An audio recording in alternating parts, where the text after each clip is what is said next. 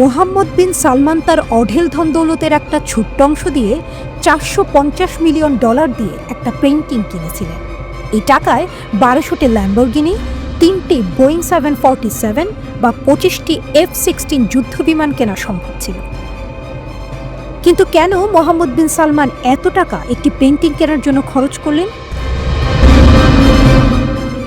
সারা বিশ্ব জানে Saudi prince Mohammed বিন সালমান এবং তার পরিবার লাখপতি, কোটিপতি বা শুধু আরবপতি নয়, তারা বিশ্বের সবচেয়ে বড় শাহী পরিবার, যার মোট সম্পদ $1.4 ট্রিলিয়ন। যদি স্থানীয় মুদ্রায় হিসাব করা হয় তবে এই পরিবারটির সম্পত্তি সৌদি আরবের বাদশাহ সালমান এবং তার পরিবারকে বিশ্বের সবচেয়ে ধনী এবং শক্তিশালী পরিবার বলা যায়। মোহাম্মদ বিন সালমান, যাকে MBS বলা হয়, মধ্যপ্রাচ্যের সবচেয়ে শক্তিশালী ব্যক্তিত্ব হিসেবে পরিচিত।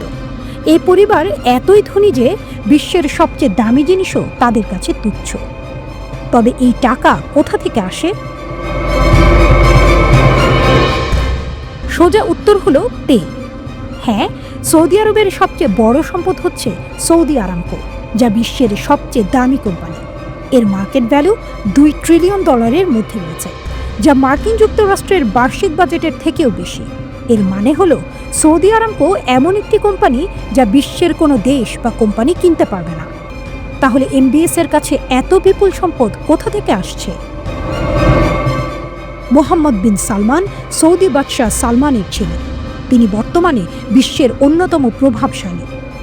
MBS যেভাবে তার বিপুল সম্পদ খরচ করেন তার কিছু উদাহরণ দেওয়া যাক।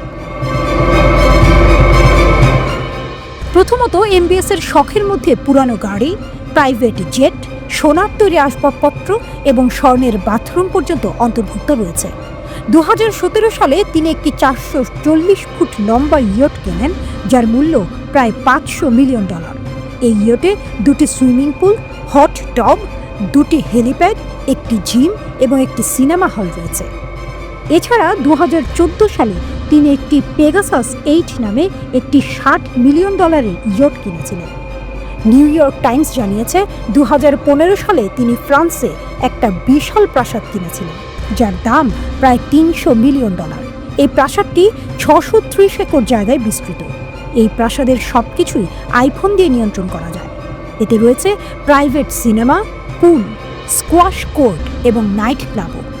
কিংবদন্তি শিল্পী লিওনার্দো দা ভিঞ্চির আঁকা ছবি সালভাদোর মুন্ডি বিশ্বের সবচেয়ে দামি চিত্রকর্ম বলে মনে করা হয় এটিকে।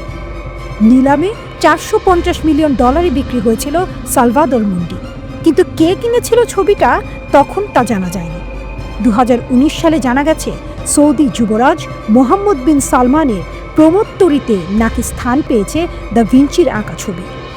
MBS এর শখের কোনো শেষ নেই এবং তার খরচের পরিমাণও বিশ্বের সবচেয়ে ধনী ব্যক্তিদের জন্য একটি বিস্ময়কর বিষয়।